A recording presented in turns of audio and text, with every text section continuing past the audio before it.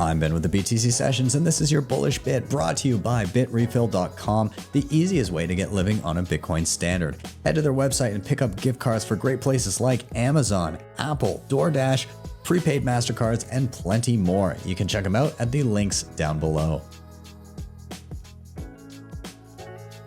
The idea of our evolving understanding of what Lightning itself even is, I think that especially this past year of kind of fee spikes and craziness happening on chain and people grappling with the fact that, Bitcoin on chain may be at times much more expensive, much sooner than we had anticipated. And so in a way that's good because it holds everybody's feet to the fire to make sure that they build the things necessary to make Bitcoin accessible and from a, I guess, economic standpoint to everybody.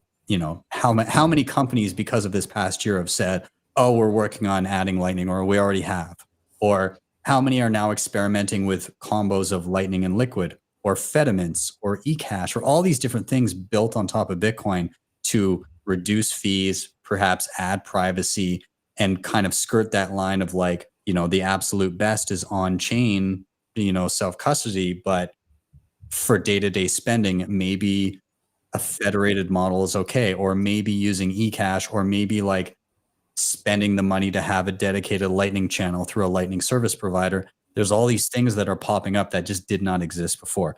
And so I think we're starting to see the early innings of the idea of Lightning as a glue that holds all these systems together and is interoperable. Maybe you're using like a Fedimint and you want to pay somebody that's just on a custodial wallet, or maybe you have your own Lightning channel and you want to pay somebody that is using Liquid, and so they have Aqua Wallet and it auto swaps. But the common denominator here is there's people using Bitcoin in all these different capacities, but Lightning is connecting it all. So the user gets the choice of what trade-offs do I want? I'm a purist. All I want is on chain, and I'm willing to pay the fees to do so. If that's the case, there's starting to be these mechanisms where people that are on different variations and solutions are able to send through Lightning and have things swap. The person on the receiving end gets the variation or the way of holding Bitcoin that they prefer.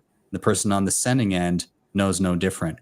And so I think Lightning becomes that interstitial tissue for everything. And that's going to be very interesting. And it's not what we expected when it started.